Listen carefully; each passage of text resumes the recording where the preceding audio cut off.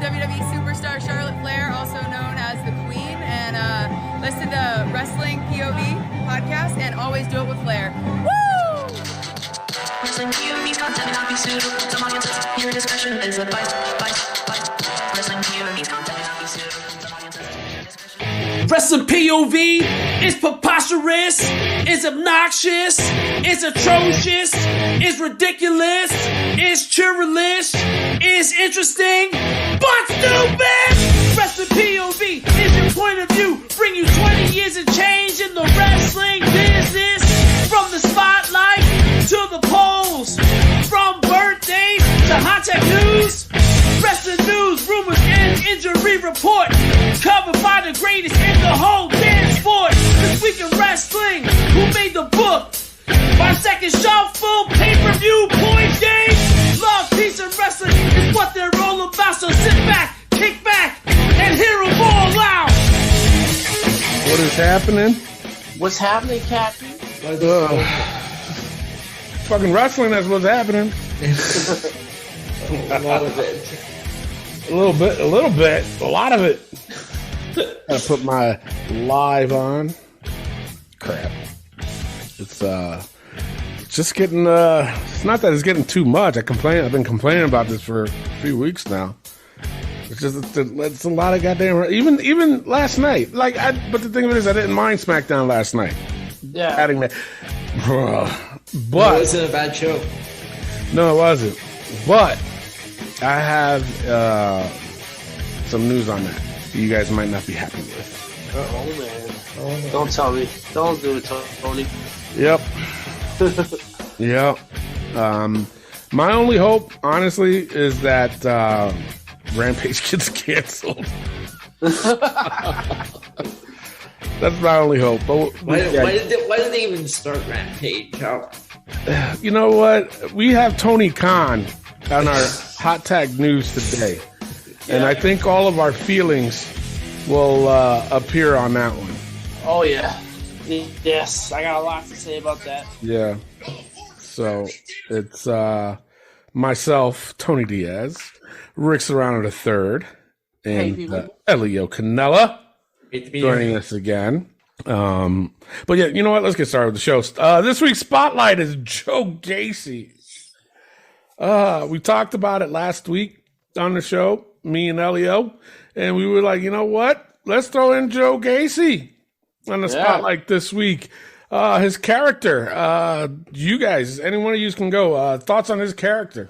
Yeah, so I had to do some research on Joe Gacy, and I seen that he wrestled in CZW for some time. Did he really? I didn't know that. I didn't know that. Yes, and he also had like this gimmick of the Purge. It looked like he had the Purge mask style. Okay. He has like this psycho kind of character. And then he brings this somewhat Kevin Owens-esque character to NXT. I think it's just the way he talks. But wait, the thing of it is, I don't think it's Kevin Owens-esque. I think it's a Kevin Owens lookalike.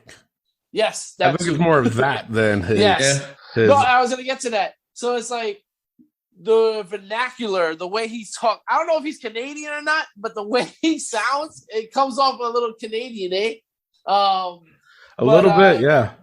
Yeah, he's an interesting character. I'll give you that. Yeah. I love the politically correct thing he's doing. I think it's working. What he did this week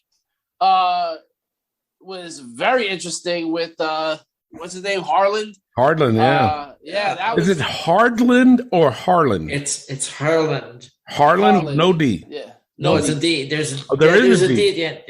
At the end. Yeah. At the end. At the end, yeah, that's what I'm saying. But I'm saying in the middle, there's no D. No. Hardland, like hard. No. All right. But no, I'm very interested in this character. I think it's interesting. I'll give you that much. I'm not really all for it yet. I see where it goes. He's a great wrestler. He definitely knows what he's doing in the ring. I just looked it up. He's from Franklinville, New Jersey. Oh, shit. Well, that's close to Canada, isn't it? Yeah, close enough. It's about a 9-hour drive. Yeah. From where you at, right, Elio? You're in Toronto? Yeah. Yeah, I don't know. I dig the character. I'm just trying to figure out where they're going at with this. They were about to cancel it after the first week because people were getting offended by it. And I'm like, seriously? So the minute somebody gets offended by something, it's already got to get canceled? Stop with the shit. It's got to stop. You know, like I laughed my ass off when he was saying my snowflakes. I was like, okay, at least the one thing I do got to say is at least WWE's finally grown a set of pair on this character and saying, you know what? Fuck it. Let's keep going with it. Because a lot of people were liking it. Yep. You know, so I don't know. Me personally, I don't know. This character is only what, 3 weeks? About a month. Yeah. About 4 weeks, 4 weeks old. And we haven't really seen, and it was odd what happened on NXT. Yes, NXT. It was odd. So it's like, for me, and I don't know, I could be wrong, but the way I'm looking at it is that at one point he comes across as a baby face, and then another point he comes across as a heel. He could be one of those psychotic motherfuckers that's like, I'm a good guy, but I'm going to stab you in the back the minute you turn around. Yeah. Who knows what this character is? It seemed like they were doing this kind of, I don't know what it's called. I don't want to say cancel culture character. I don't know, whatever the fucking thing is that everybody gets offended. What are they calling them? I think it's, from what I'm seeing, it's politically correct. That's what he's doing. That's jeez. Yeah. Okay. But it seems like they're doing that, but I don't know. We got to see more of this character. We got to see, like, I don't want them to speed it up either, so that way we can say that, be like, okay, that's where they're going with it. You know what I'm saying? Because the WWE is good at procrastinating things. Yeah. You know, dragging it out. All this other stuff. It's like, I hate it, but at the same time, I'm like, okay, I get it. I do get it. And I think that's the main problem with a lot of wrestling fans nowadays. They're too, and us included, because we get like that too. But my thing is that, you know, with wrestling fans nowadays, they're too eager to say, all right, hurry up with this, hurry up, let's go. But they got to tell the story. Yeah. They have to tell the story. And sometimes they do take longer than they should. But with this character, I don't know. It's still fresh. So we still got to see and wait and see what they do with it, I guess. I don't know. I don't know. Elliot, what are your thoughts on this character? Yeah, when I first saw this character, I didn't know what to think. I like what he's doing. I like so far everything he's doing. Like what happened on NXT with Harlan was weird. But yeah, at first I didn't know what to think. I mean, look at the last name. Yeah, shares the last name is same last name as a serial killer. John Wayne Gacy looks similar to him with the resemblance. But they need to stay away from that as far as commentating goes. That's why when I first saw this, I wasn't sure what to think. Yeah, but I like what I'm seeing so far. Yeah, they see more from this guy and see where do they go. Yeah, but being that you brought that up, they do got to be careful with that.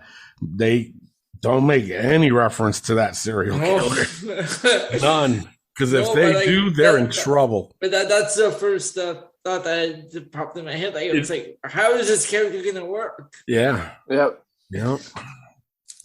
Rick, your final thoughts on this? Yeah, you know, like you guys said, I'm very intrigued. Let's see where it goes. The guy obviously can go different ways with this. And we'll see where it goes. I'm really interested. I think he's going to be Harlan's handler.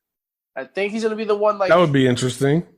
I think that's where they're leaning towards with this. So we'll see how it goes. Yeah. All right, let's get on. That's your spotlight this week. Joe Gacy. If you guys want to extend your thoughts on this unusual character, drop us a line on our Facebook page, and we'll still talk about it. Just.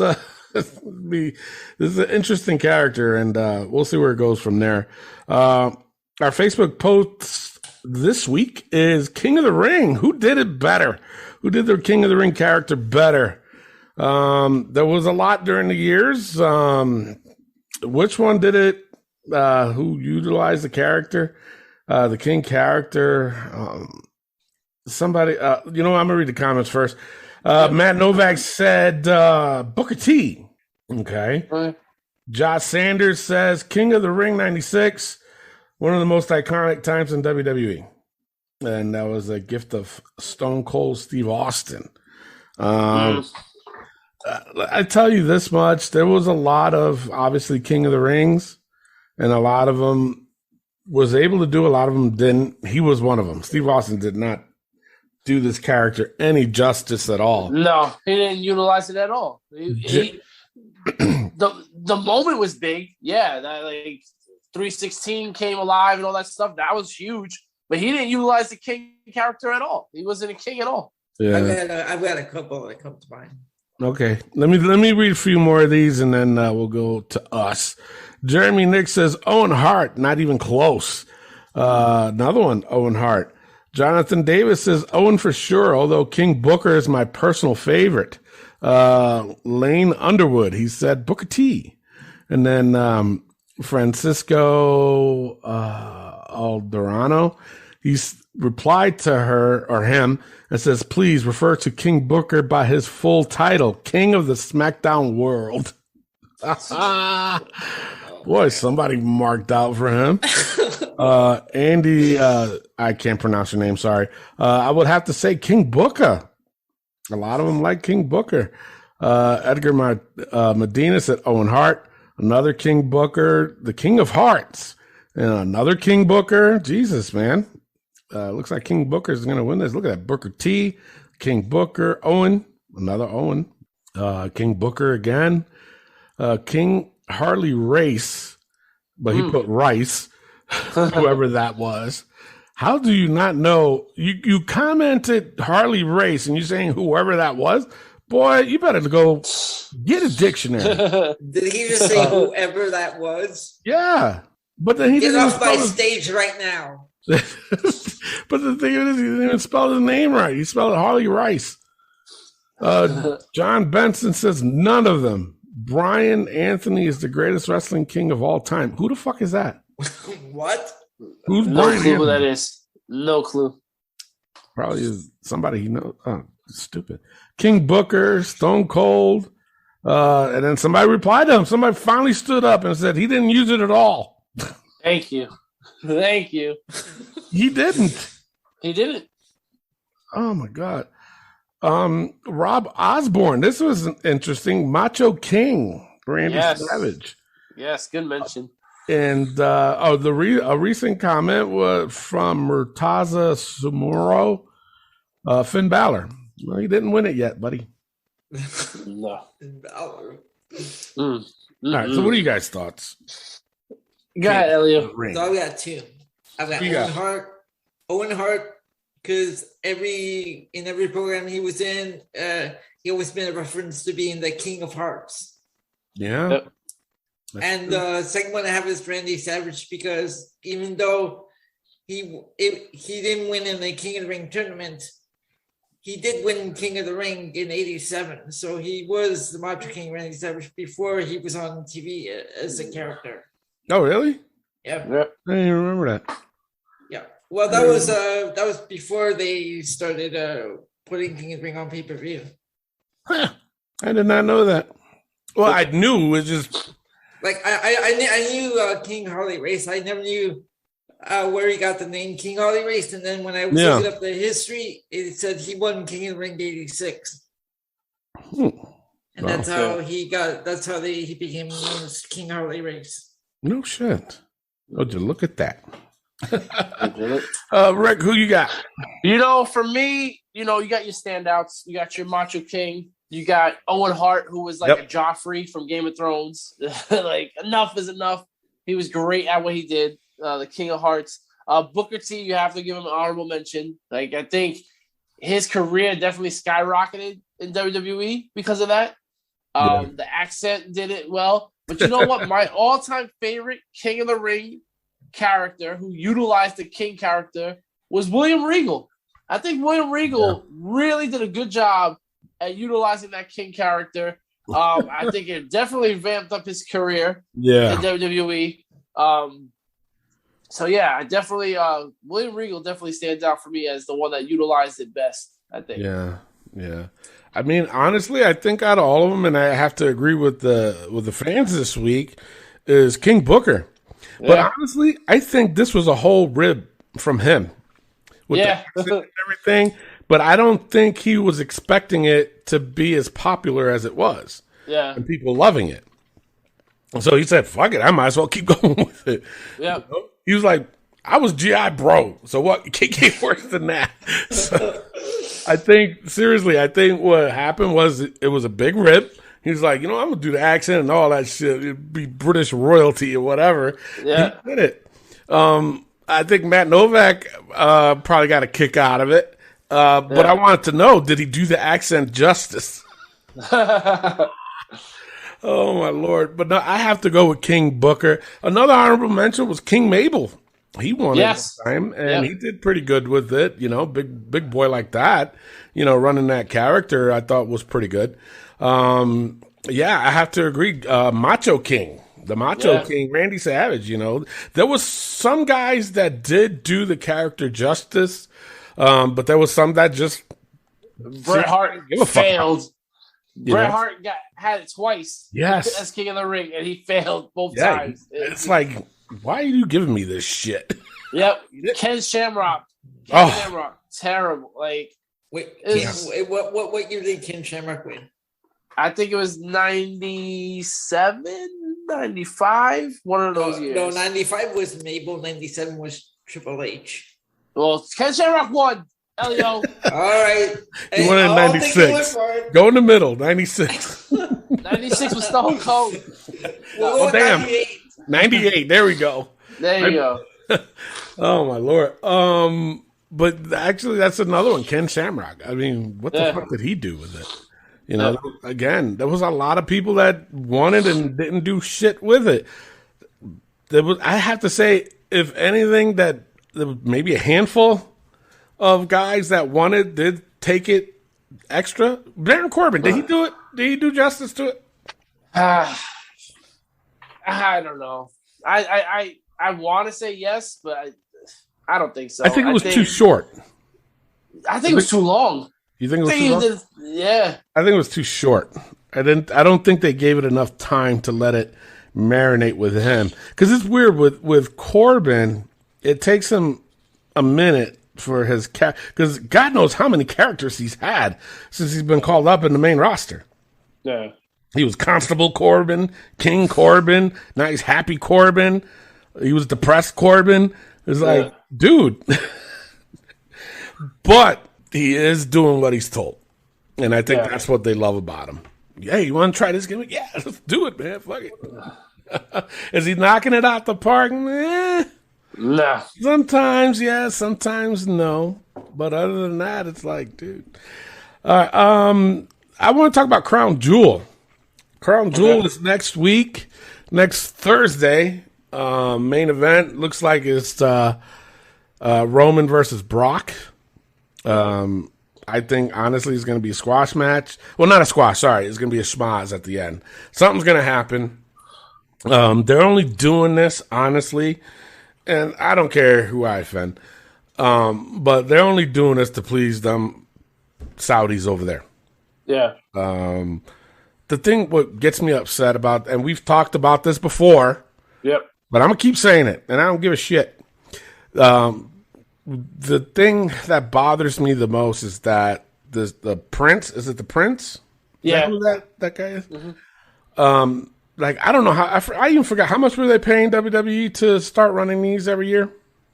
Was it 10 million? No, it's a lot more than that. A lot more than that? Yeah, because they said they make more money doing the Saudi show than they do WrestleMania.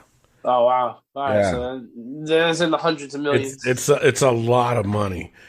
And the thing of it is, this Prince guy is saying, hey, put so-and-so on the show. Or put so. Now, I get it. He's paying them for this. But to keep having input on who goes on the show just to make you happy is getting ridiculous. He wanted Yokozuna on the fucking show one time and didn't realize that he was dead. Yep. He wanted a bunch of other people, but he was like, he didn't realize. He wanted CM Punk on this show. Did you know that? Yeah, and Daniel Bryan. He wanted Daniel Bryan and CM Punk on this Saudi show. Wow. Didn't realize they were in AEW. Go pay them all that money. Jesus Christ. But it's just a lot of things that bothers me about it. And I think it's one of WWE's downfalls is the simple fact that the people that are paying them to have these shows or to air these shows, because it's USA Now and Fox, and they're paying them a lot of fucking money. Peacock is involved now. And too many are telling them, oh, we don't like it because of this. How come they have Brock and we don't? How come they have Roman and we don't? How come, they have this over there going on and we don't? And it's getting to be too much, and they're trying to please everybody but the fans. Yeah. Okay? They're pleasing the people that's giving them money instead of trying to please the people that's making them money. Yep. So that's what's upsetting to me. And then this Saudi guy comes out of fucking nowhere, and he's like, well, put so-and-so on the show. It's like, it's making it ridiculous to the point of when he did ask for Yokozuna, and then they were like, bro, he died years ago. They still brought in somebody that did a sumo gimmick. Yeah. Just to please him. And I've never heard of this guy. Was that greatest Royal Rumble thing they did? Yes. Yes. Yeah. And I never heard of this guy. Never seen him. But he was there. Mansoor. Sorry to say. Is he a good talent? I'm still on the edge with him. And yet he has an undefeated record over in Saudi. Why? Yep. Because of his ethnicity? Which is crazy. Because hometown people suck in WWE. Exactly. I was just about to get to that. They do. Bayley can't get a win in her hometown. Nope. And then it goes with the other people. Zelina Vega is from Brooklyn, right? I believe so. She can't even get it. She can't even get on the card. She couldn't even get on the damn show in Madison Square Garden. The day of 9/11. Yeah. Her dad was killed during that. Yeah. She couldn't even get on the goddamn show. Oh, well, we was running out of time. Serious? Crazy. But yet you're going to put Mansoor, and I'm not bashing Mansoor. He's a good talent. But you're going to put Mansoor over like he's the freaking greatest thing on that show? And then on top of that, and we've said it on the show many times, he has an undefeated record, but that's only on the Saudi shows. We only see him on the Saudi shows. And then recently, I think, the past 3-4 months, they've been showing him. Yep. So it's like, bruh, okay, you finally showing him now. Guarantee you that he's going to be on that Saudi card. Oh, yeah. He's with Ali. King of the Ring. It's going to be, the finals are going to be on there. Crazy. And I tell you, now, of course, you know about their laws with the women. Yep. And the ones who's the Natalie and Lacey Evans. Yep. They had to wear long sleeves. Everything had to be covered. How you think this is going to play out for the finals for the Queen of the Crown? Yep. How you think that's going to play out? That was stupid for them to do that. Yeah. Stupid. But then not only that, and this is one of the reasons why I wanted to talk about this, is on SmackDown when it was Sami Zayn versus Finn. You knew Finn was going to win because Sami doesn't go to Saudi Arabia. Yeah. He just doesn't go because of his religion. Yep. So you knew he was. I would have loved to have Sami win this. Yes. He was my pick to win this. But the minute they said, well, we're going to do the finals in Saudi Arabia, I was like, well, he's out. Yep. The Finn Balor, he can't do that demon character there because it offends them. Yep. It's like, come on, man. And then you add the fucking women's, the Queen's Crown. Is that what they call it? Queen of the Crown. Yeah. Queen of the Crown. And you're going to do the finals, the inauguration of this, the first time you're doing this. You're going to do the finals over there? Yep. Are you crazy? Let's not give the women any kind of fucking props for this. Nope. Granted, this is good for them because it's different. This whole thing was different. Different people involved in this. It's not the same Charlotte or Becky or Sasha in this. But honestly, I mean, I think we talked about it before too. Having Bayley in this, that would have been great. She would have won. Yeah. She had to win the whole thing, and she would kill this character as Queen Queen Bayley. Yes, for sure. But right now, I mean, and we'll get into it later. But right now, my pick is Zelina. You got to. After you fucked her over, you got to give it to her. You got to give it to her. But you're doing it there. They can't wear what the hell they want. Yeah. They have to wear a one-piece fucking suit and a T-shirt on top of that. Yeah. Stupid. Dumb. God, you're a billionaire, Vince. Stand up for yourself. God. Talk about brass balls. Better go your shit. Spit shining. Spit? Yeah. Or have Linda spit shine. Whoa, wait. All right, that's my rant on that. It's just, like I said, I get irritated with it every time they go there. And the thing of it is, and I'll say this and then we'll move on to the wrestling news. My thing is that the wrestlers that do go there, they do make a lot of money. They do. Oh, yeah. They make a lot of money. A big killing doing that. It's a big payday for them to be on there and da-da-da. But it's got to come to a point to where you got to be like, bro, this is... No, it doesn't fit what we're doing. And what I mean by that, I don't want people thinking it the wrong way. If you do, I don't care. But, you know, like I said, the Queen of the Ring, that doesn't fit for Saudi Arabia. That's here. It's the first one. Yep. That's what I'm talking about. You know, the Bobby Lashley versus Goldberg. Oh, my God. They're only doing that because of the Crown Jewel show. That's the only reason. Or else we would have, after SummerSlam, we would have never saw Goldberg again for another year. And I would have been happy with that. But they only bringing it back because they want Goldberg on that show. Yeah. They like Goldberg over there for some damn reason. Hence him beating the Fiend like he did. Ugh. You know what I'm saying, though? Yeah. That's what I'm talking about. They're adding shit just to please them. It's like, it doesn't fit, though. It doesn't make sense anymore. You know? I mean, I get it. Honestly, the only match I get is Edge and Seth Rollins in that Hell in a Cell. That's it. And what I like most about it is on SmackDown, Edge is saying, this is it. It's like, okay, thank God, number one. Yeah. Yes. Dude, they're doing it in a Hell in a Cell. You can't end it, you know, any better than that. So that's fine. I have no issues with that. But I do have issues with Brock versus Roman.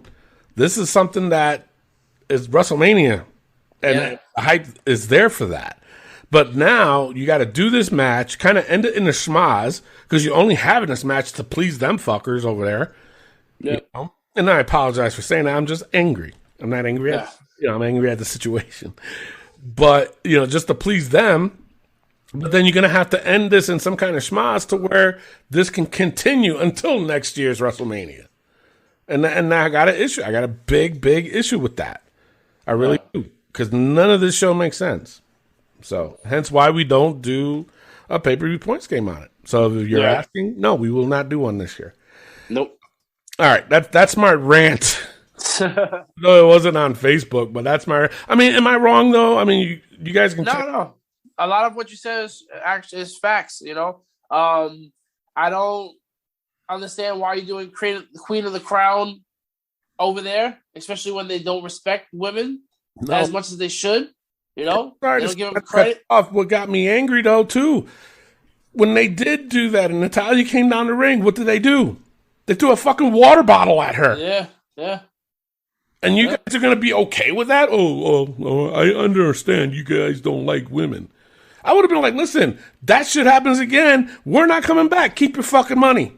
Protect your people. Yep. Yeah. No, yeah, it's just that's true. You gotta, they say money is the root of all evil. Yeah. That's what it is. I've never seen any of the crown jewel events. I just I can't do it. Yep. All right. With that being said, it is time for the wrestling news from around the world. Take it away, Rick. All right. Before we do that, let's get into some birthdays. All right. Rhea Ripley turns 25. Yeah. 25. And what's funny is that she posted a picture of her birthday. Yes. And did you see who was there? No. Did you see the picture? You didn't see No. it? Damian Priest. All right. It was a picture of her. They were all in swimsuits. She was in a bathing two-piece, revealing a lot of tattoos. But it was her, Damian Priest, Christ. You know what? Oh, Christ was there? Yeah. Jesus was there. Jesus was there. There was two. Riddle's usually around there. Who? Riddle's usually with that group. Riddle was another one. And there was one more. Actually, there was two more. I'm saving the other one for last. I forgot who the other person was, but the one that stood out the most, Braun Strowman was there. Wow. Wow. Yeah, I guess he was good friends with them. Apparently, Braun and Raquel Gonzalez got something going on. They've been dating for a while. Yeah. Yeah. So I think Raquel was there too then. No. She wasn't in the picture. She wasn't in the picture. Okay. All right. And my last birthday, Stacy Keibler turns 42. Wow. Dang. 42? Those legs can go on for days. And they did a mold of her legs. Yeah. I mean, come on, man. Come on. Yeah. With that being said, it's now time for the wrestling news from around the world.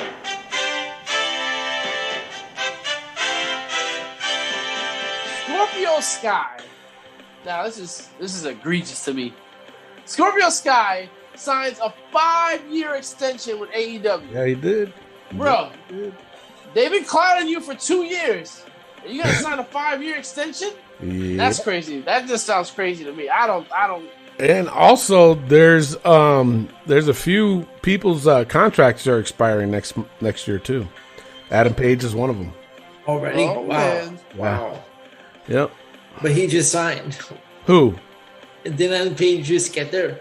No. He got there in the beginning. Oh, no, 2 sorry. years. Adam Page. I'm seeing Adam. Adam Page. Adam Page. WBE, maybe? I don't know. Braun I don't like Page, he's expressed his or his wife actually expressed her concerns. I don't think his contract was that long either, so his I think is coming up too. I know there's a bunch of guys contracts they're coming up, and I heard Adam Page is one, Hangman Adam Page is one, Brian Cage might be the other one, but there's like 2 or 3 other ones too. Isn't Lance Archer? I don't know. I gotta find out. I saw Cody's name on there. Wow. What? Yeah. Wow. And they're saying that Tony Khan, when he does his contract, it's either for 2 or 5 years. He likes to do that. That's it. Nothing more than that. That's weird. A little bit, yeah. Yeah. And my last bit of news. So the TLC pay-per-view is canceled in December this year. And they're not going to have a pay-per-view in December, but they're going to have a new pay-per-view on January 1st called Day One. We already mentioned this before the past, but Day One is a new pay-per-view they're going to have. So no pay-per-view this year in December for WWE. Damn. No. Yeah. But there'll be 2 in January. Well, they're having it on the first day of the year. Come on, Elio. Day One. All right. I'm saying, I don't know. That's stupid. But you know what? I think it's kind of good, though.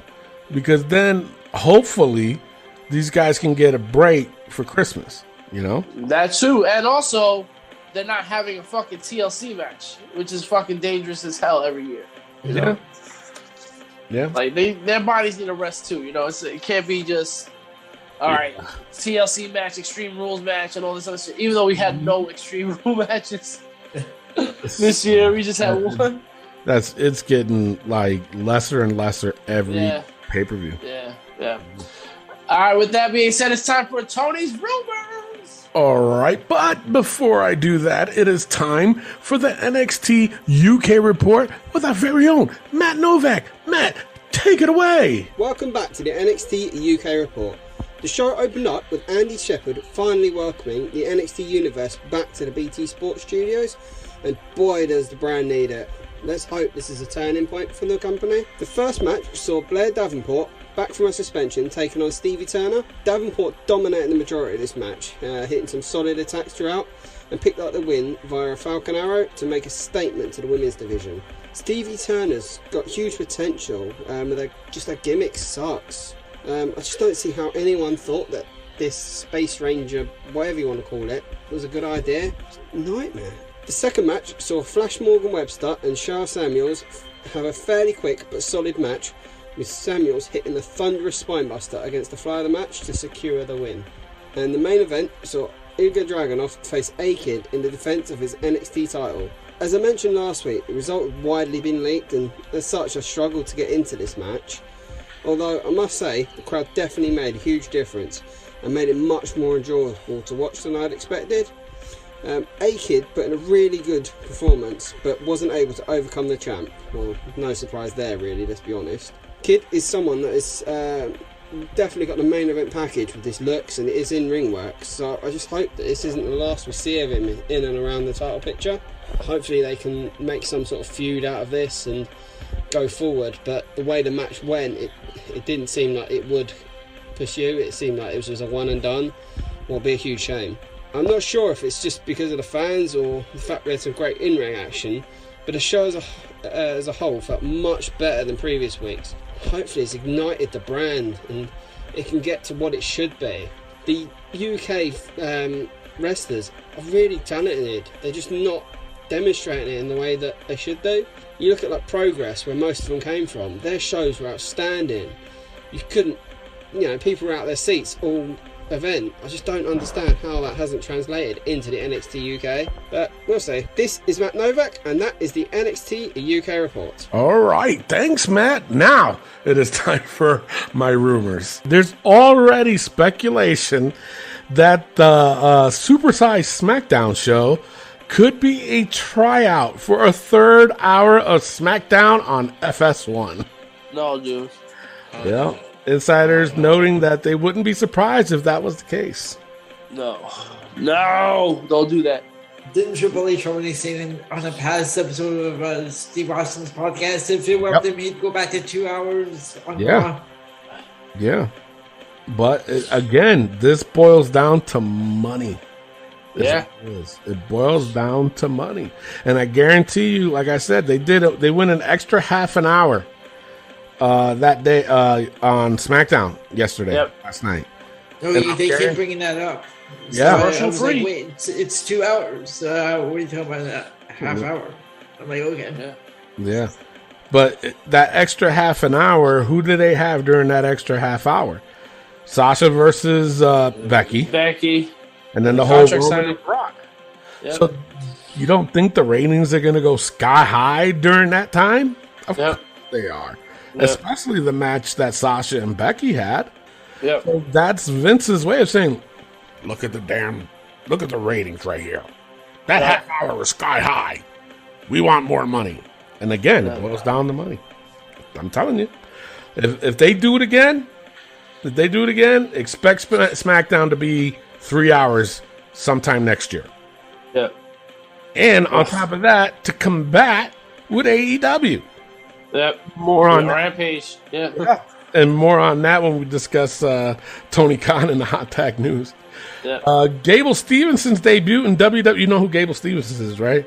The Olympic gold medalist. Yeah. Gold medalist that just signed with WWE and now is a member of the Raw brand. Yep. His debut in WWE is tentatively set for next spring, which is good. Good. Give him some time. Yeah, but here's my issue. Then why did you fucking say that he's a member of the Raw during the draft. You could pick somebody else. Yeah. Obviously, he's not wrestling ready. And what I mean by wrestling ready, I mean WWE wrestling ready. He's not, obviously. Yeah. But you're still going to involve him in that draft? That made no sense at all. You just took away from somebody that has been busting their ass, that spot. Stupid. New Japan is close to a new U.S. television contract. It is not supposed to be a major deal yet, but the company realized they need a TV presence here in the U.S. if New Japan of America is going to grow. Yeah. Elio, you know more about New Japan than we do. Yes. Is it a good thing for them, or they're going a little bit too far with it? And I think it's a good thing because, we've been seeing on AEW with Minoru Suzuki showing up and Tanahashi, and then no one here really knows who they are unless they follow and New Japan real close. So I say it's a good thing because they get some more exposure. Okay.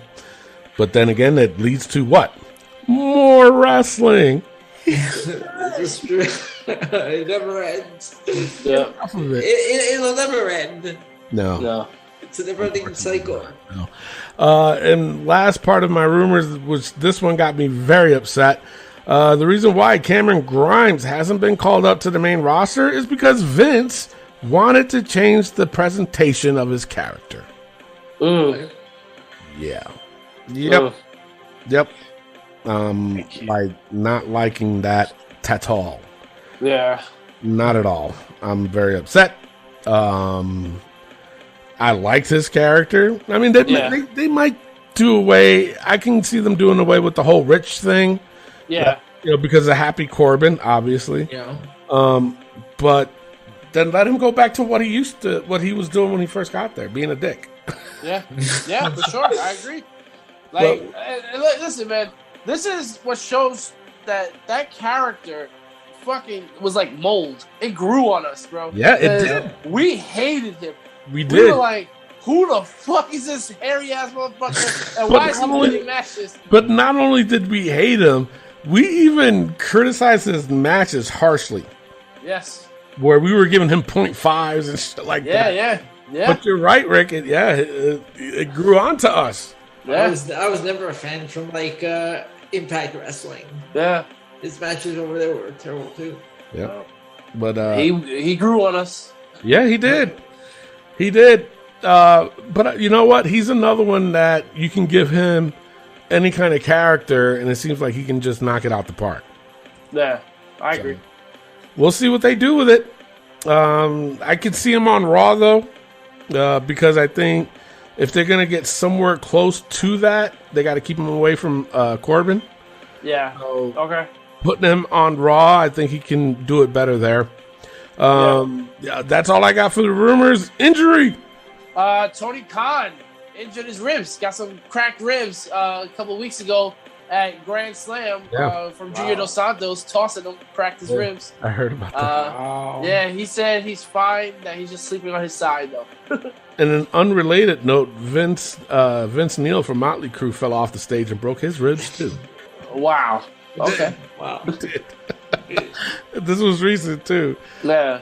So, I don't know why I came up with that. I actually just read it right before we went on the air. I was like, damn, he fell off the stage? Oh, shit. So, his ribs? What you're doing is you're comparing Tony Khan to a rock legend. So you're saying Tony Khan is a rock star. Hell no. And speaking of rock stars, our hot tag news this week is Tony Khan. Shouldn't he be trying to have a feud with WWE? Oh, boy. And it just seems like it's crazy. Because right now, all right, let's just say this. WWE knows what they're doing. You know, they're playing it close to the vest. They're playing it chill. Yeah. AEW from the very beginning has been taking shots at WWE. Now, don't get me wrong. WWE has taken their shots here and there. One that stands out is the Hall of Fame ceremony with DX and Triple H took a shot at Billy Gunn. Obviously, that was there. But when you look at the scale, AEW's tipping that shit over with all the shots they taking at WWE. And you know, Tony Khan has stayed quiet throughout most of it in the beginning, but now he's starting to run his mouth, talking about how Monday Night Raw sucks. Yeah. How they can't. Let's not forget the demo god and the graphics. That was him and Chris Jericho doing that shit together. Yep. Bro, you don't want a feud. Be who you are. Yeah. You're the alternative to WWE. Be that. Yeah. That makes more sense. And also what he said about SmackDown yesterday too. What was that he said? But that that Rampage was still going to beat them in the demographic. Oh yeah. Crazy. In the ratings. First of all, SmackDown is the highest rating show. And you're telling me your B show is going to beat their A show in ratings? And remember, there's only 1 hour. Yeah. And you But can throw out all these YouTube channel shows and everything and all that stuff. With that shit. But I think he only said that because when he made that comment was because SmackDown was going that half an hour into Rampage. Yeah. So he was saying in that half an hour that their show was still going to beat their show. And we got thoughts on that on Rampage later on. Yes, for sure.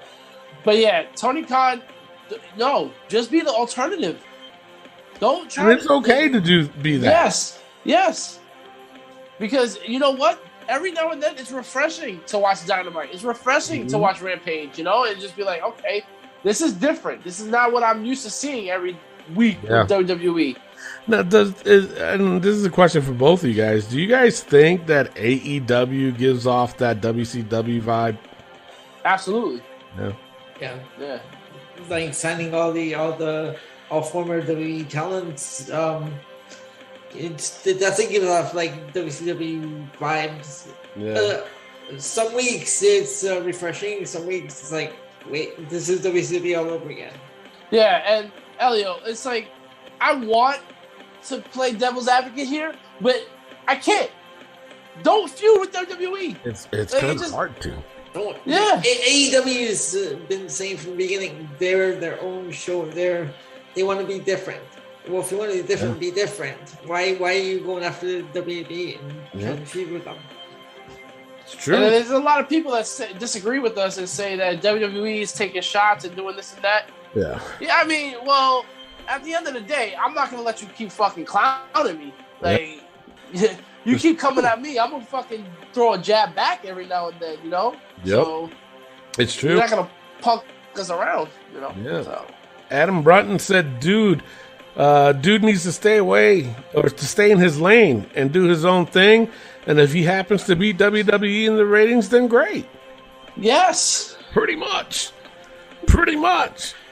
And it was funny too because there was what was it? I saw something where people were like they were trying to say that Tony Khan was kind of equal to Vince McMahon as far as money goes, and someone else put up a graph that's online. He found it somewhere online where Vince is worth or he has $4 billion. And Tony Khan only has $1 billion, and they're like, it's two difference. It's like, seriously, by $3 billion? Wow. Okay, sure. Donald St. Pierre. Oh, oui. He said he should ask Ted Turner what happened when you tried to play with Vince. Yep. Clay Cummings, the $50 man, said should stick to his own thing. Don't try that. Don't poke the bear and don't play with fire because you will get burned, AEW. It's true, too. Of course, yes, we would have this. Khalid Brain, he says, let's go AEW. Yeah, okay. Jeff Skidmore, he said, I'd like to see Tony Khan focus his own promotion, but I think I get why he's doing this. He realizes that AEW has a diehard wrestling fan base, but that's where it stops. They are not connecting with the casual audience that does not know much about them, but does know the WWE name.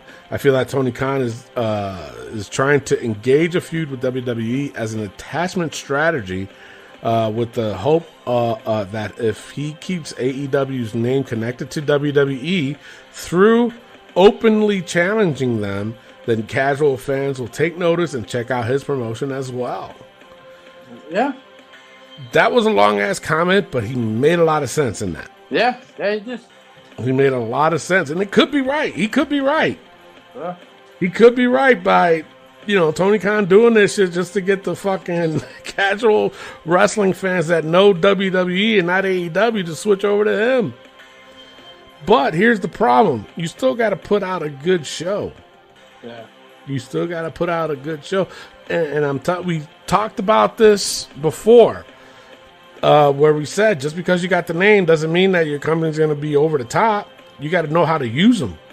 Yeah. Sorry to say, yeah, was CM Punk a big signing? I say, yeah, it was. But is he using him right now? I'm going to say, hell no. No, he's not. And a lot of people get fed up with it. Yeah. I'm one of them. Yeah, you're the biggest CM Punk fan next to the guy crying in the stands. Yeah. Matt Stoneman. He says, worry about your own product and let WWE not worry about theirs. Darren Metzler, he said 100% wrong. Okay. He didn't agree with you. Michael Quinn, he says, I like when he got tossed and got his ribs busted. Jesus, bro. Jonathan Davis said it's smart because then WWE responds, which makes it fun competition. Last time WWE had competition, it worked out great for fans. That's true. Okay, sure. Dusty Oneida, he says, how could he be making a mistake? There is no Rock, no Undertaker, no Austin, no DX, no Foley. What's he trying to get at?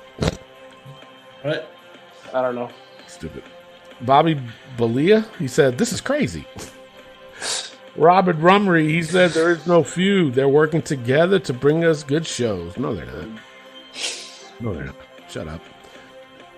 Jeremiah Schaefer says he's got the better talent and at least has some semblance of sense on how to treat them. He's also not being sued again. What does that have to do with anything? What? He'll get sued eventually. Yeah. Serious, it just happens. Jim Strigos, he says yes, he is, but the other side isn't playing by their rules either. Like what? What did they do in reference to AEW? Give me a break. Fernando Manilia, he says resounding yes. Kel Evans responded to him and says, buddy got a little momentum and think he can stand toe-to-toe with Vincent Kennedy McMahon. Shake him out. Jesse Garcia, he said he should chill and focus on putting on the best wrestling show he can. Yeah. So a lot of people are telling him, yo, chill the fuck out, dude. Okay? You're 2 years old. You're still brand new. Yeah. Sue Hill, she said yes, and the wrestlers will be the ones paying the price. Yeah. Rigo Siobhan? We'll go with that. He says, to be honest, I'm a huge fan of AEW, but Tony Khan is way too far now, and Tony Khan is getting out of control and being a little bit too cocky, and AEW going to be another WCW in the near future because he keeps doing that. AEW will go out of business. Watch him, just saying. That's all. And some people were talking about him, the guy, that comment. I'm not going to go into that. Joe Black, he says, at this point, yes, AEW has made great strides in becoming a successful company, but I think he's starting to believe the hype backstage. Keep focused, and they will get there. Build your arsenal and then strike. Challenging WWE at this point is not smart. And a lot of people agreed with him. Ben Robbins commented on his, saying, or don't compete and just have another wrestling promotion. This is why I make fun of you guys. Jesus Christ. Andrew Rogers, he says he is starting to embarrass himself as us punked by the way. What? Let the wrestling fucking not name dropping each week. It's starting to get boring. Yeah. Laurel Dwayne Finn. He says, I feel that Tony Khan should worry about his own company and not pull all his focus on WWE. At the end of the day, both companies cater to different types of people, which is true. I do agree with that. The hardcore bashing and booing people, they can watch AEW. The more entertaining and sometimes hardcore, but not extreme, can watch WWE. I myself don't watch AEW because I don't see that talent lasting very long in the company at the pace they're going with bashing each other up, bleeding here and there and everywhere. Tony, focus on your company and most especially your family football club. Stop worrying about the next. Your company is special in its own way. WWE is special in their own way. What? WWE is forever. Hold on. Yeah. Like, I get what hold on, let me double check. I get what he's saying. I understand what he's saying, but bro, you just went on a whole different level. Angelo Agley, he says, yes, because WWE will bury AEW if they want to go to war. And a lot of people agree with him. They're like, yeah, exactly. My thoughts is exactly. Hell yeah, they're crazy. They're stupid. Jason Lopez says, at what point does AEW focus on themselves instead of what WWE does? And you know what? Before I read the rest of his comment, he's right. Yeah. The Young Bucks always taking shots at WWE. Cody does take shots at WWE. That whole company, if they can get a chance to take a shot at WWE, they do. Yeah. And it's like, stop. Just stop. Focus on your own shit. You can do it. You can do it. Just do your own shit. It's ridiculous. But this guy is right. Their obsession is ridiculous. I'm not saying WWE would win if AEW chooses to start a war with WWE. What I will say is this. WCW wanted to go to war, and it cost them everything. Yes, this is a different time and a different place, but if WWE ever wakes up and pulls all of their programming on the network, it could be a disaster for AEW. If Vince gets the ability to get edgier again by going to streaming exclusive, I don't know if AEW can top that. He's right. Yeah. He is right. So, guys, final thoughts on this. Tony Khan. I commend the guy because he has balls. I'll give him that. He does. Is it the smartest thing to do? No. But if it works, it works. But I don't see how it can work out for him, honestly. At the end of the day, we said it for years now, WWE is a conglomerate. It's one of the biggest businesses out there. And this is not going to go away easily. So if you want to go for the head, go for the head. But you better not miss, Yeah. Yeah. Yeah, it's true. Elio, your thoughts on this? I think Tony Khan's we're going after WWE. He can do what he wants, but for me, I would just focus on putting out the best alternative product to WWE. Yeah. But it's just like I said too. What they gotta do is stop taking jabs at WWE. Yeah. Just keep your mouth shut. You know what? And Elio, you can probably answer this more than myself or Rick. But New Japan, have they ever taken shots at WWE? I don't believe in the time that I've been watching, I've not heard any of them taking shots at WWE. What about TNA? You guys know TNA. I don't know much about TNA. Oh yeah, they have. They have it, and they're struggling to be on TV.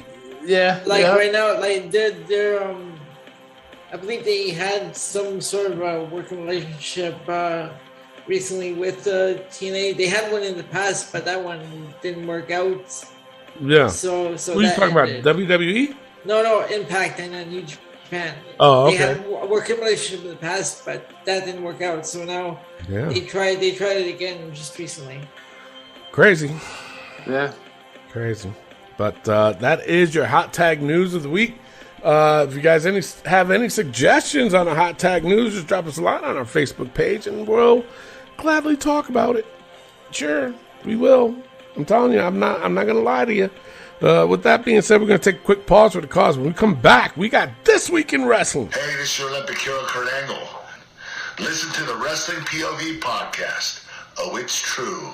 It's damn true. Hello, this is the hardcore legend Mick Foley, and you are listening to the Wrestling POV podcast. And we are back, ladies and gentlemen. Make sure you go to ProWrestlingTees.com/WrestlingPOV and make sure you get yourself a t-shirt today for $19.99 plus shipping and handling. We have 7 t-shirts available, $19.99 plus shipping and handling. ProWrestlingTees.com/WrestlingPOV. It's time for This Week in Wrestling. Tony, let's get raw. All right, let's go straight into the low points. The one low point that stuck out for me was Lashley's promo. I think it's more because it involves Goldberg and the fact that they're still doing this feud, where I honestly think that they took the belt off of Lashley so they can do this match at Crown Jewel without having it to be a title defense or whatever. And because honestly, Goldberg would have to go over on this, you know? Yeah. So that's what gets me upset. I gave it a 1. Not too happy with that. And then, again, it was because of the fact of Goldberg being involved in this and making murder threats and shit like that. Elio, what's your low point? That one is a low point again, 1, but I gave it a 1 to the opening segment with Big E and Drew McIntyre. I agree. Yeah. It was a little rough, but honestly, the Usos saved it. Yes, they did. The Usos saved it a little bit, but Drew, something I don't know, something about it where I want to say that he's being a little bit of a crybaby. Yeah. No. Didn't sound like he was about to go off on another story. Yeah, but now they're making a joke out of it now. Like they know it was bad, and now they're gonna make a joke out of it. Like I want to tell another story, and it gets cut off. Come on. Yeah. But thank God they did. It was in the book for a reason. Rick, what was your low point? Yeah, I have to agree with Elio, Drew McIntyre, Big E, and mostly because of Big E. I can't take you serious as champion. You're making jokes about nipples and stuff like that, and juices flowing down your chest. Like I just even the look on Drew's face when Big E. Yeah, like what are you? What are you supposed to say to that? You know, like this is like I'm staring face to face with the champion, and he's talking about juices flowing down his nipples. And I can't take you seriously, bro. 0.5, and that's what the Usos saving it. Yeah. High points for me was Sasha and Bianca and Charlotte. Wait a minute, Sasha and Bianca, Charlotte and Becky.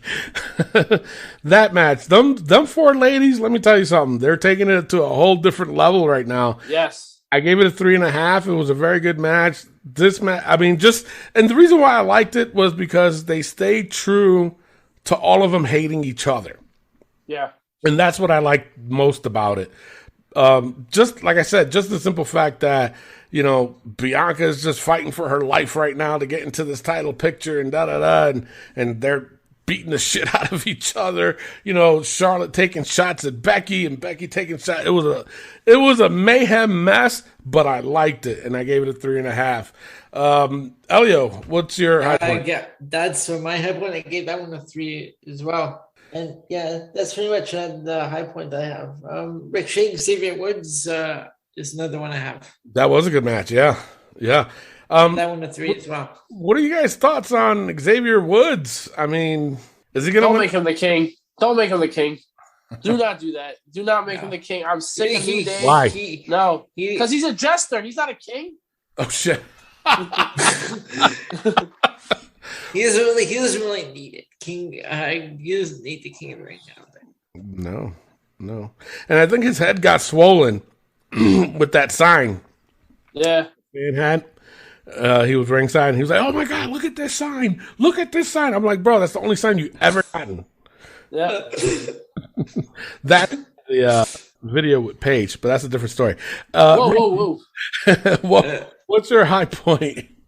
I agree with you guys with that women's title match, tag team match, but to be different, Usos defeated Big E and Drew. I gave it a 2.5. I thought it was a pretty decent match. Usos can go all day, man. That's just who they are.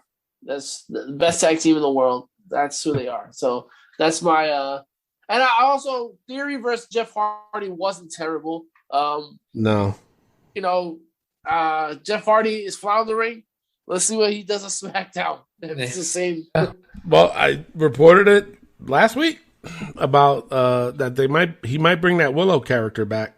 Yeah, we'll see. He wants to give it another shot before he retires. I don't know. I kind of want to see that Willow character just to see how it does in WWE. Yeah, we already saw an impact. Yeah. But the thing is, I'm not dissing Impact, but WWE does do production very, very well. Yeah.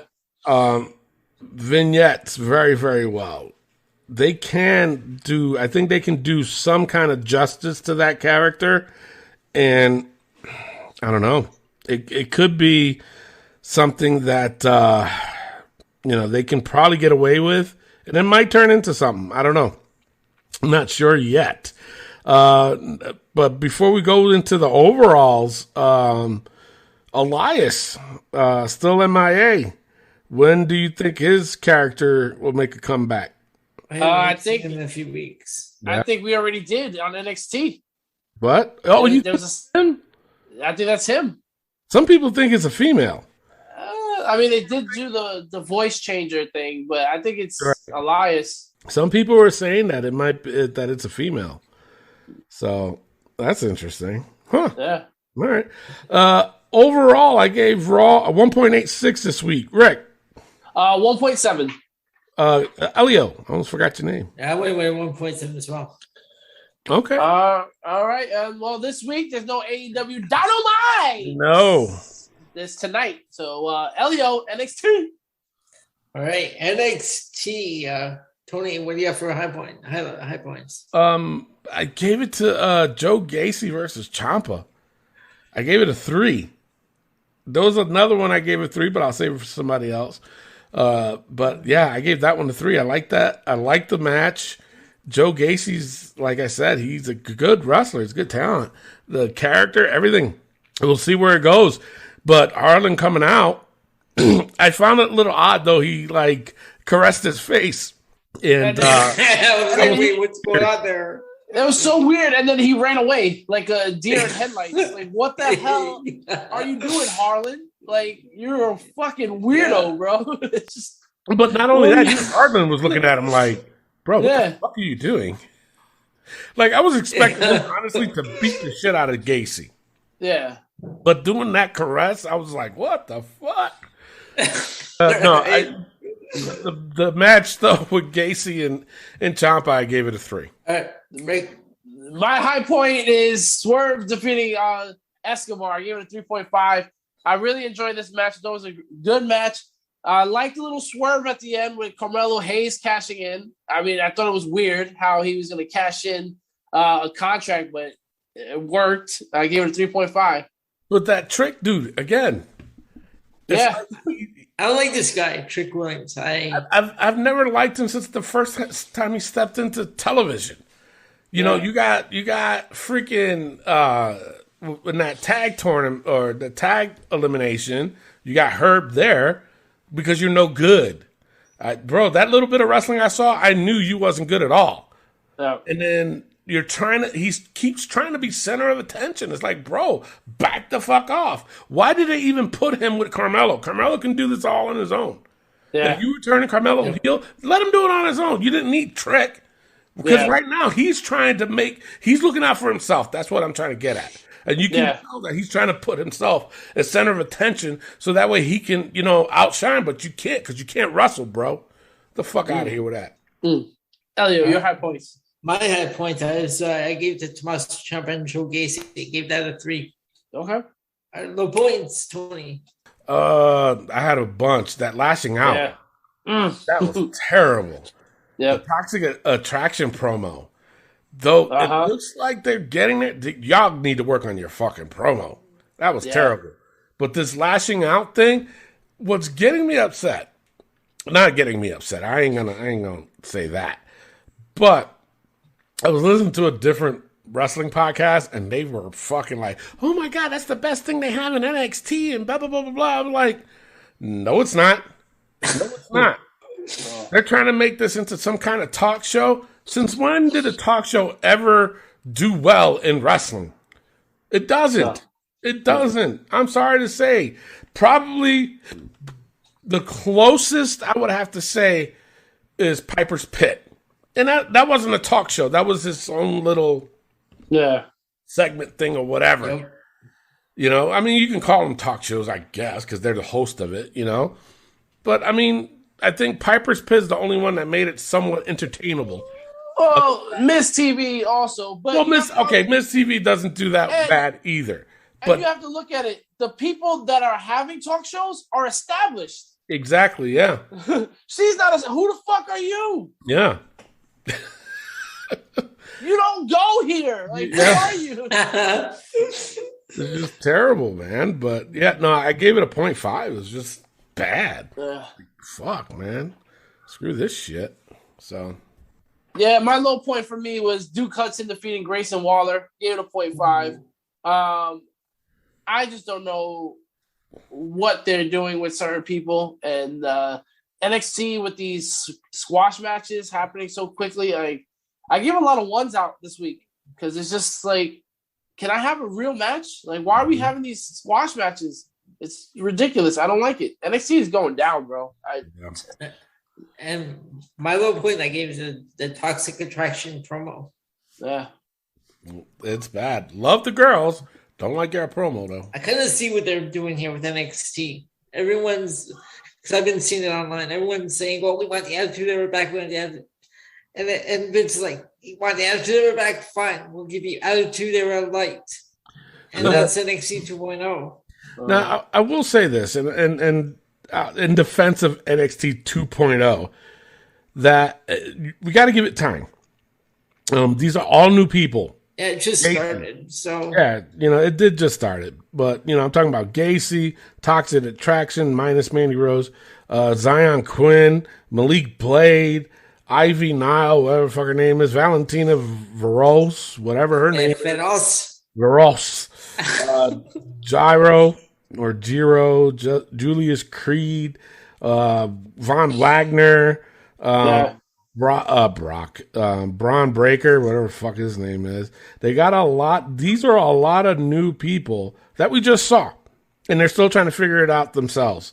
I think, honestly, the one that's sticking out is Joe Gacy. Yeah. Right now, Joe Gacy's like, so far, center of attention. And I would say Braun Breaker, too. Braun Breaker, yep.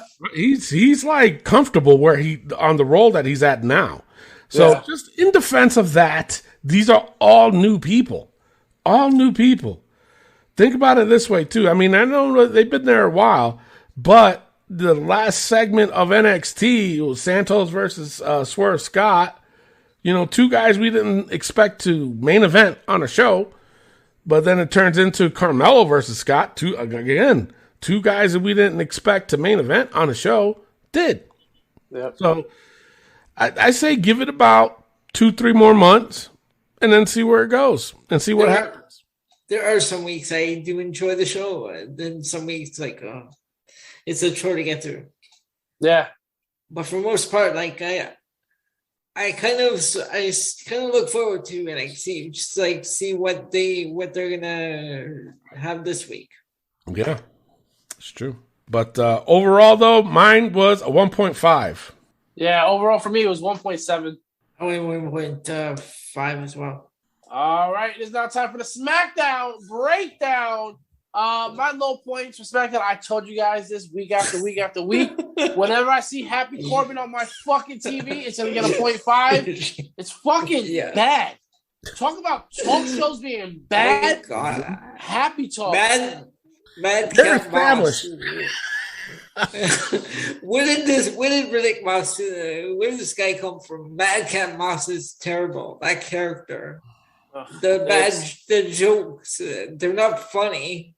Well, it's not just that. It's just they're taking this happy thing to a different level. But it's not funny. You know, when you're somebody happy, that means they're joyous. They're always, you know, like if you succeed, they're happy for you. You know, but not laughing doesn't necessarily mean happy. Yeah. And they're taking it, they did it wrong. Yeah. Honestly, they did this fucking character wrong. Happy does not mean that. Like Corbin, I think they got to get rid of Riddick Moss, whatever the fuck his name is. Get rid of him. Because him laughing at every little thing is stupid. Yep. Okay, just to kind of coincide with Happy Corbin. You know, Corbin, he's okay doing his role, but just laughing at it. All right, stop with the laughing at it. Everything's fucking funny. Do the happy thing where, listen, hey, you see where I'm at. You see how much money I make. But do the character that way. Don't do the character that, you know, you're looking at a bottle of water and you think it's funny. No, because you're not doing any justice to that character that you're trying to portray. They were going somewhere with this, and I liked it. The fact that, you know, Corbin was begging for money and shit like that, and even on his promos when he was like, so if everybody can go on my GoFundMe account and donate at least $1,000 to help me out. See, that was a good story. Going into, but then I think they just did it too quick as far as him going to Vegas and winning everything, blah, blah, blah, and then all of a sudden he's Happy Corbin. And then now you added Riddick Moss to that equation, and it's like, doesn't work. Just doesn't work. So it's, I agree. Yeah. That was god-awful. Terrible. 0.5. Elio, what was your low point? Okay, I gave it to Happy Corbin. I gave that 0.5. But also, and I get what they're doing. At least I think this is what they're doing. But I gave it also a low point to Sonya Deville and Shayna Baszler versus Naomi. Yeah. Wow. Okay. Because this is Naomi's first match back on SmackDown, and like they do this for her. But I can see where they're going. It looks like they want to stretch this program out. Yeah. Tony, low points. Yeah, same thing as mine was mainly Naomi versus Shayna. Yeah. And Sonya. I gave it a 0.5. My thing is that Sonya, you can wrestle. Why are they trying to act like she can't all of a sudden? Yeah. You know what I'm saying? And to bring Shayna Baszler into the mix makes no sense. Yeah. But I do have a theory on why they did it. And this is why I say Zelina Vega is going to win this Queen of the Ring. Queen of the Crown, sorry. Because somehow Naomi's going to interfere in that match and cost Shayna the crown. The crown. So to speak. Wow. I think that's why they did this. My opinion. But also, Jesus Christ, fucking Naomi's fun bags. Jesus, did she did something to him? I think it's the glitter makes them pop. Yeah, almost popped out of her brassiere. I was like, she kept jumping up and down. I was like, is she doing this on purpose just to let people know that she got them augmented? I was like, good Lord. Yeah. What are you doing? High points for me. Finn Balor defeated Sami Zayn. Gave it a 3. Solid match. Even though we knew the outcome wasn't going to be Sami Zayn winning this match. Yeah. But it still was a good match, so I gave it a 3. Elio, what was your high points on SmackDown? High point was Finn Balor versus Sami Zayn. I gave it a 3, and Becky Lynch, Sasha Banks. I gave that 3.5. Nice. Tony. Yeah, for me the highest was Becky versus Sasha. I gave it a 3.5, and I gave a 3.5 to Finn and Sami Zayn. I gave that a 3.5. But just to throw out an honorable mention though, Street Profits versus the Usos. Oh yeah. I gave it a 3. So it wasn't the highest, but I wanted to shout that out because it needed to be longer, in my opinion. Yeah. This needed to be at a pay-per-view, to be honest. Yeah. Not on SmackDown. This needed to be on a fucking pay-per-view, man. These guys killed it. They did. Yeah. My only worry is that Street Profits are losing a little bit too much. Yeah. So they got to give them some wins, make them credible again. They're going to Raw, aren't they? Yes. All right, well, there you go. So even if Omos and AJ, even if they get the belts at the Crown Jewel, have them feud with the Street Profits when they come to Raw. Yeah. And give them the... I have to say, I forgot even to mention that about Raw. Omos, AJ, and RK Bro, stop it. Like, I am... Well, that's why I'm saying that's why Crown Jewel, it might end there. Yeah, it's fucking god awful, bro. Or it might turn into Orton turning on Riddle. Hopefully. I mean, they're the worst they are probably, and I'm going to say this, they are probably the worst thrown together tag team of all time. I fucking despise RK Bro. Yeah. Riddle is a fucking child. How do you turn this? Like, listen, he was RVD, and I'm fine comparing him to RVD character wise. He had the fucking skill in the ring, but he also had that high, bubbly fucking character. Fine, that's fine. But now you're turning him into a fucking child, an invalid, somebody who's fucking beneath you. Oh, Randy, it's time, Randy. I hear what? Shut the fuck up. Get off my TV, bro. You and Randy Orton, bro.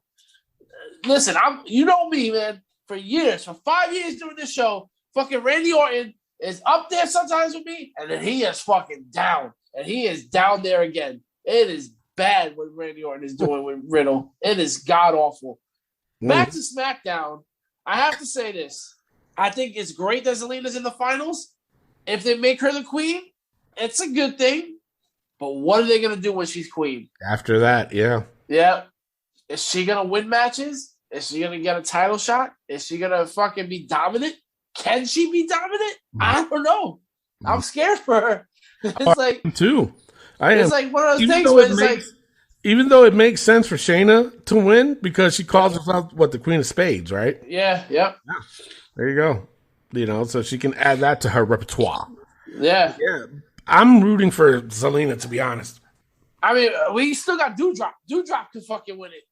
Yeah, but she's going up against Shayna. Shayna, yeah. And I don't see right, for some reason they've been pushing Shayna. And you know, even though it would make sense for Doudrop to make it a heel versus babyface, you know, either one can go. Yeah. Either one of those. I wouldn't mind. But we'll see. But yeah. And I also have to mention, stop with these long ass Edge promos and Seth Rollins promo. Like, these promos were just too long. And it was just like, why did you both have to do your own for 8 minutes each? But being that you brought that up, number one, I liked Edge's promo. Like you can tell that was like an Attitude Era promo that he cut. That was a good promo that he cut. But I want to talk about Seth's promo too. Yeah. His wasn't bad. His wasn't that bad. But I think, and I could be wrong, and I'm just saying this because I'm a huge Joker fan, but it seems like they're trying to have his character be somewhat like that, like a Joker type, which I would not mind at all, because the Joker in himself, he's not mentally there. You know, he's not mentally stable, and Seth isn't either lately. You know, I'm sorry, that laugh that he has. Yeah, the laugh is terrible. The laugh is just terrible. But it kind of, like, I'm looking at it every time he goes out there, and I'm like, it fits though. It's annoying, but it fits. It's annoying, but it fits. Annoying. What's that? It's annoying, but it fits his character.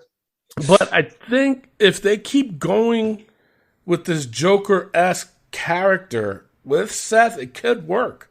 It really can. Too bad it's going to end at Crown and Jewel, but I think if he starts doing these off-the-wall antics, kind of similar to the Joker, and then making him all of a sudden transform, because he wears the suits all the time. Yeah. And they're all colorful. And he wore a Harley Quinn-esque suit on SmackDown. Yeah. So, I mean, this feud is going to end, and I think it's the right time to end this feud, hopefully, because they're both going to be on Raw.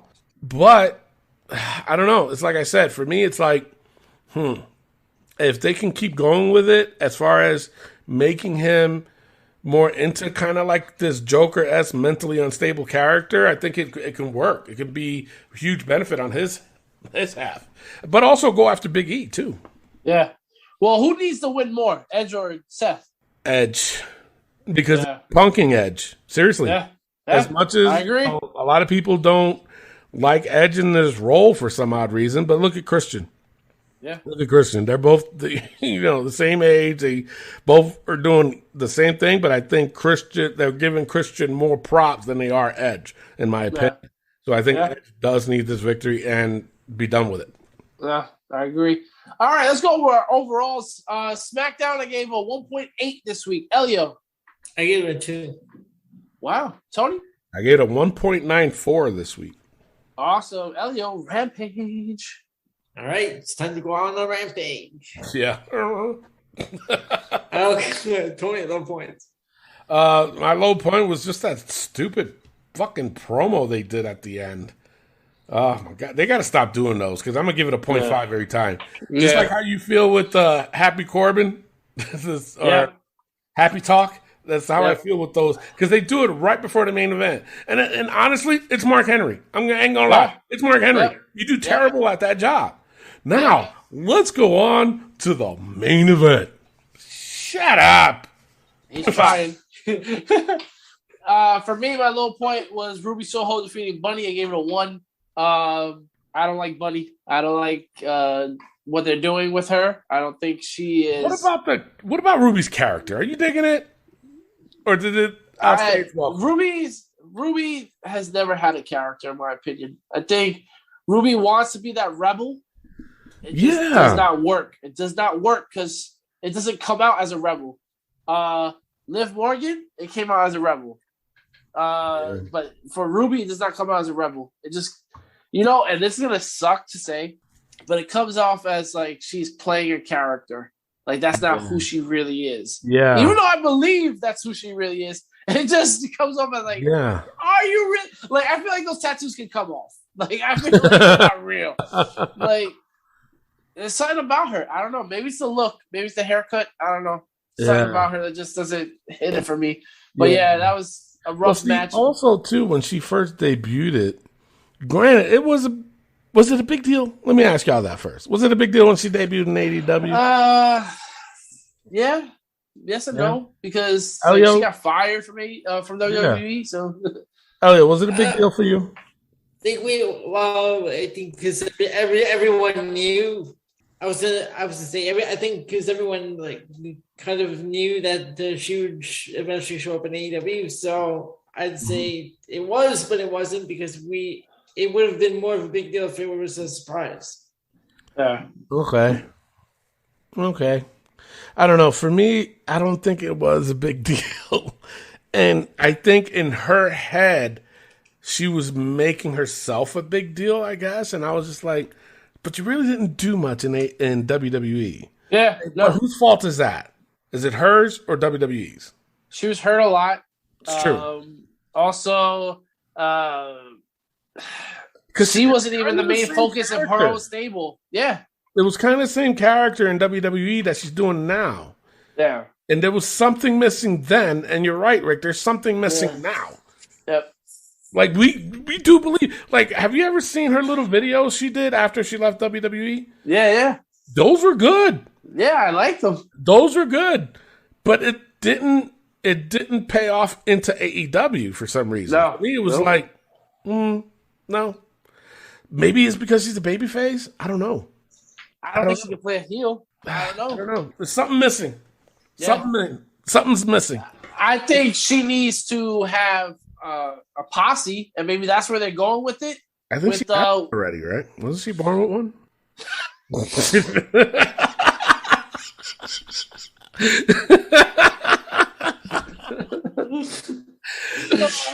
It was there. Elio, what is your low point, Elio?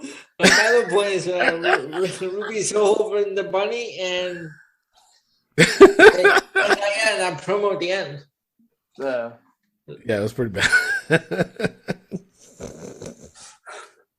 All right, Rick, high point. High point, I go with my man. CM Punk defeated Matt Sydal. I think this was probably one of CM Punk's better matches since his return. It was a long match. Matt Sydal shows that he can go with anyone and put on a good match.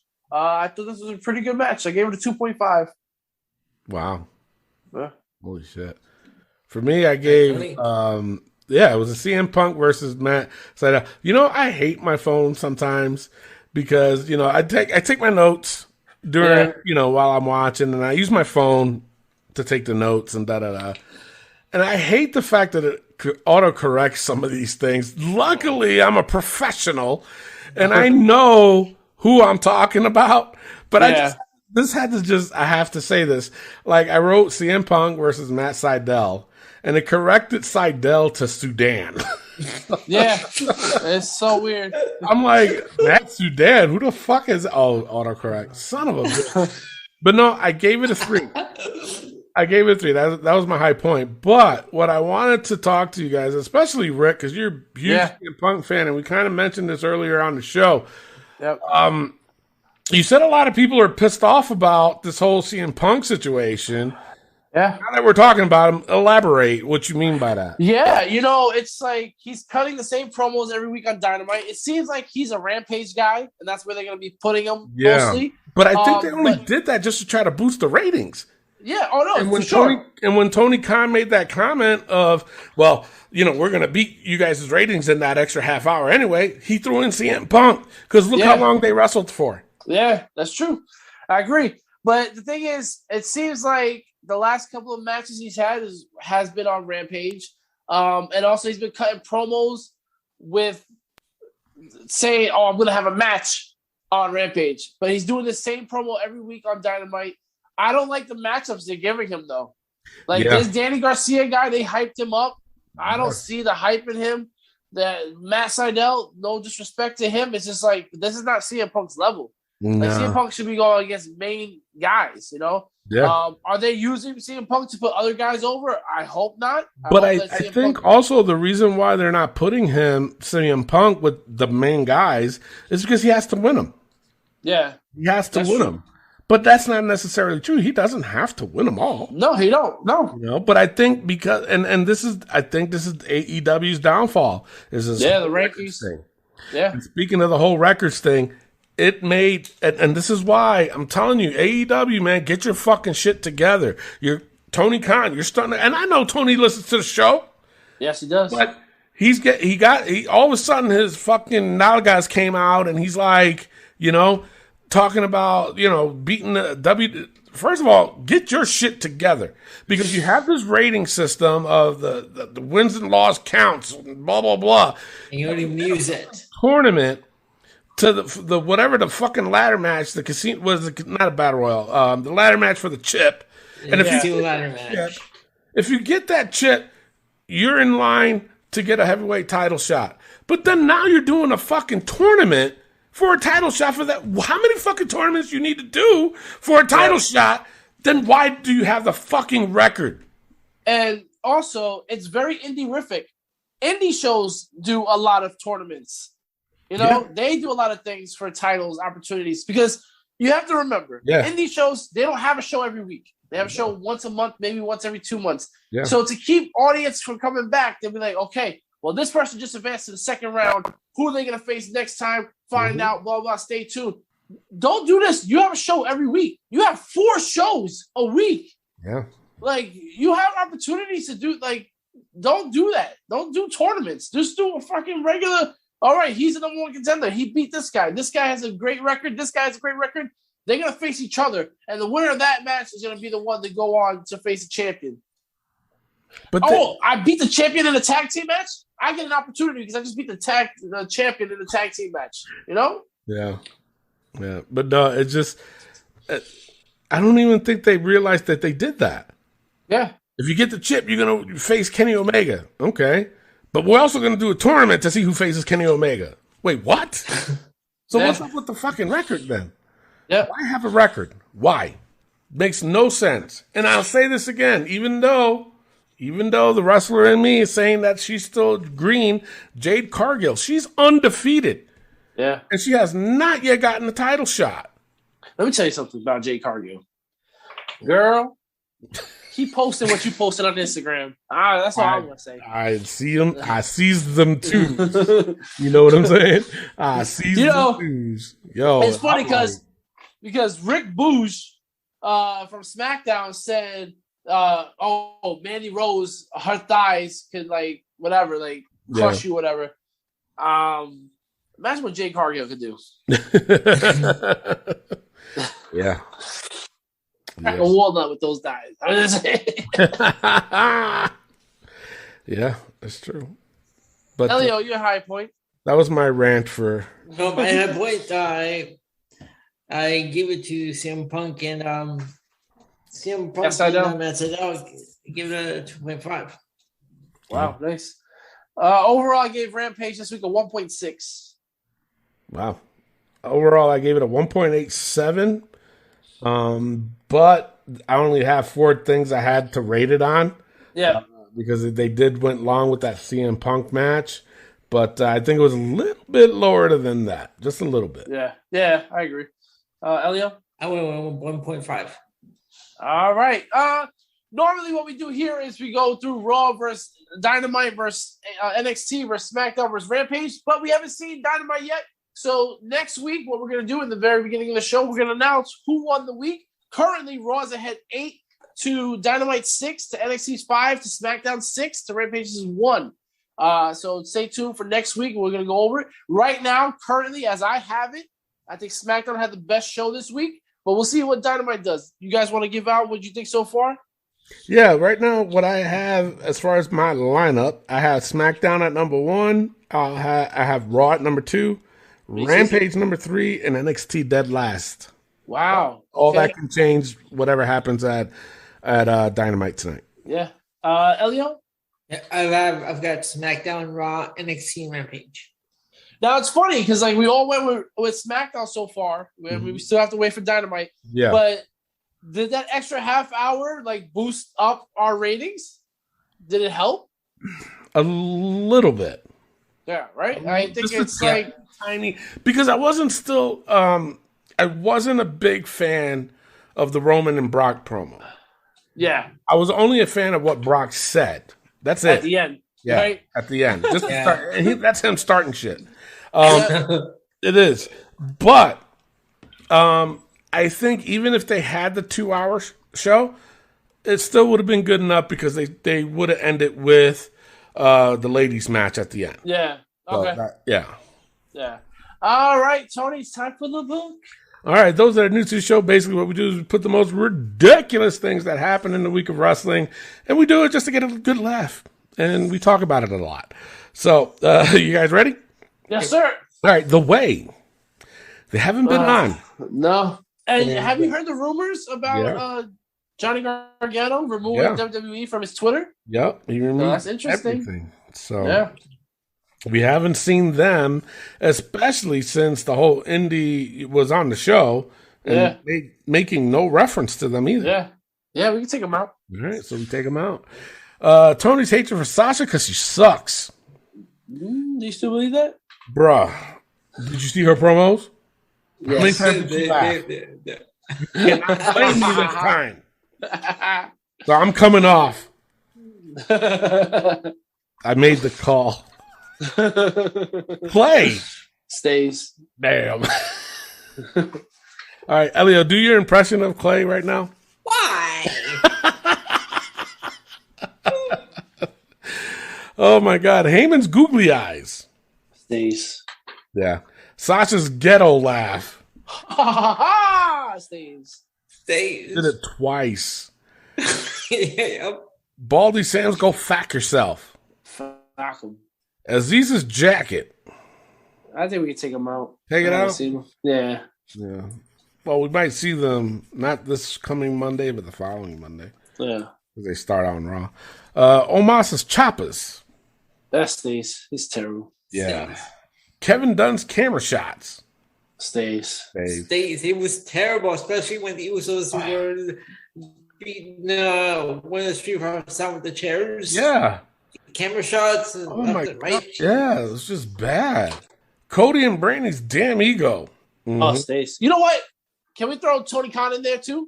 Ooh. You know what? I'm going to give him a separate one, though. Okay. All right. So we'll go Tony Khan's damn ego. Yeah. Tony Khan's damn ego! You just made the book! There you go. Yeah, because he's getting a little bit out of hand. Yeah, for sure. Donka booty butt. I missed it this week. You're going to see it tonight, probably. I didn't, even if I had to look it up. New NXT logo. Oh, stays. Orton's extra large shorts. Stays. And, of course, the new entrant into the book, Tony Khan's damn ego. That stays. All right, that's the end of the show. After we close the show, we're going to have the 5-second shuffle championship, right now currently held by Elio Canella. And basically, if you're new to that, all I do is I hit a random I hit the shuffle button on my phone. It plays a random entrance music, and you just got to guess who it is. And the first one to 5 wins. And that's just how we ride off into the sunset until next week, where we will cover Crown Jewel, yeah? Yeah. We'll cover it. Over it. Yeah, we'll go over it and see what was good and bad about it. With that being said, I am your host, Tony Diaz, along with the gentleman, Elio Canella. and the third wheel. Rick Serrano the third. Love, peace, and wrestling. We'll see y'all next week. Peace out. All right, being that Elio's the champion, because he won last week with, he got 5 out of the 7.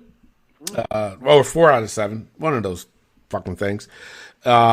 So he almost lost it though. I think he was gonna get it, but he ended up getting it. I would have kicked myself if I didn't get beaters.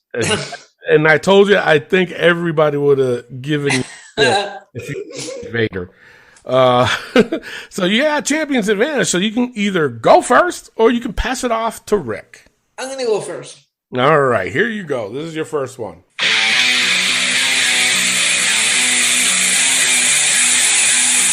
Is that Takashita?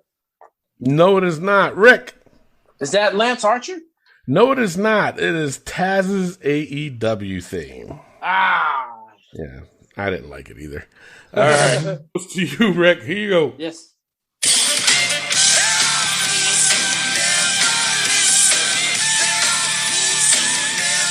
There are fools that don't listen. Who? No. Is that? Fuck. No way, Jose. No. No, it's not. Elio, who you got? Is that Mandy Rose? No, it is not. It's Drew McIntyre. What? What? That's different. It's called It's Too Late. Yeah. It has to have been one of his first ones. Yeah, Wow. has to be. All right. All right, Elio, goes to you. Latino Heat. Chica. You really want to take a guess on this one? Eddie Guerrero. Yes, Eddie Guerrero. Chavo Guerrero. Chavo is what we're looking for. You are on board with one. Rick, here you go. Yep.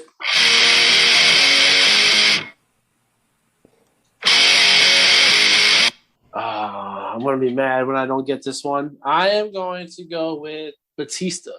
No, it is not. No, it's not. Elio, what do you got? Legacy. Yes, the Legacy. Wow. But you know what it's called, the song? It's a new day. It's a new day, yeah. That's because you just saw it because I put it on the screen. No, I have. Do you really? Yeah, it's called a new day. It's fucking wild. All right, you're up 2-0. Goes to Rick, right? No, it's Elio. Oh, goes back to Elio. Here you go. Yep.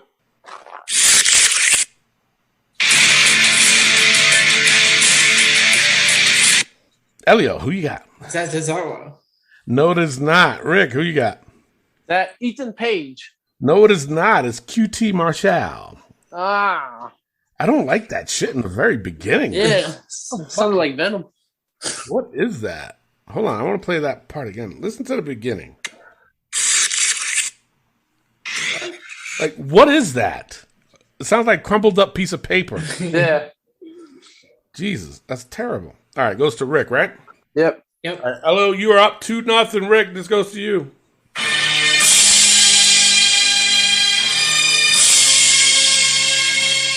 One of the greatest of all time, Mr. Perfect. Yes, Mr. Perfect. You're on the board. It's 2-1. Elio, here you go, Elio.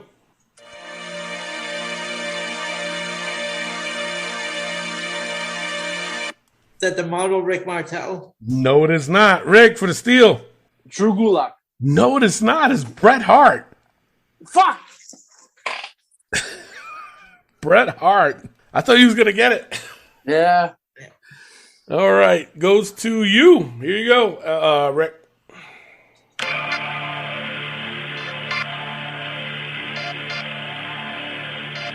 Shit. You know what?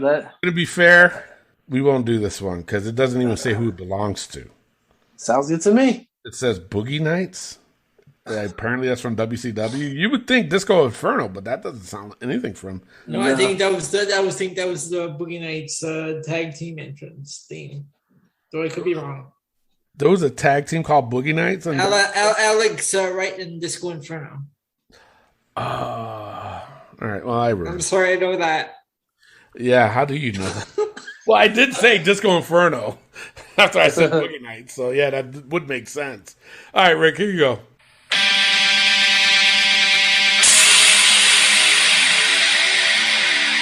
Gallows and Anderson. Yes, Gallows and Anderson. Their WWE time. Tied up at 2. Elio, here you go.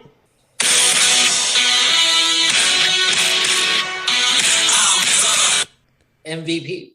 No, it is not. Rick for the steal. Is that Jason Jordan? Wow. Yes. Jason Jordan. Yeah. Damn. Wow. Holy shit. You are. Is it tied?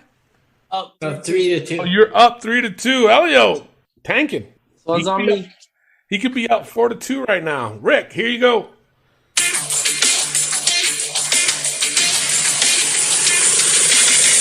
I'm going Christian. No, it is not. Elio for the steal. Man of the Year. No, it is not. It's Bull Dempsey. Remember him? Bull Dempsey? Yeah. All right, Elio, you can tie it with this one. Here you go. FABULOUS. Carmella. Yeah, it's Carmella. Tied up at 3. Rick, this one goes to you.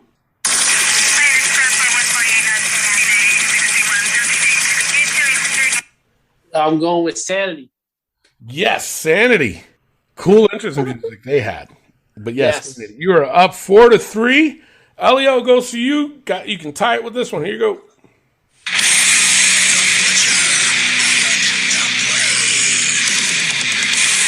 Butcher and the Blade. Yes, the Butcher and the Blade. Tied up at 4. All comes down to this. Will Rick get a softball and defeat Elio Canella for the 5-second Shuffle Championship? Here you go, Rick.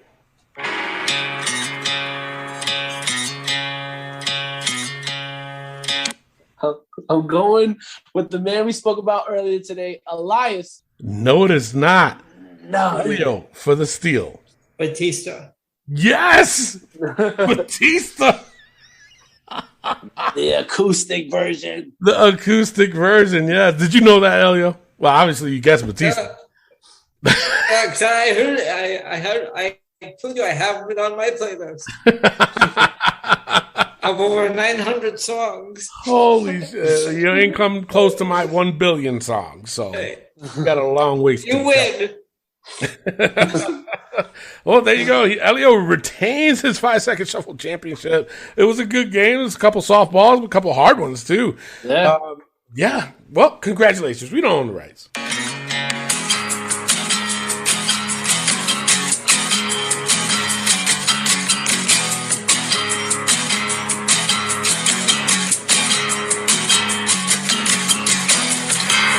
Television as a poison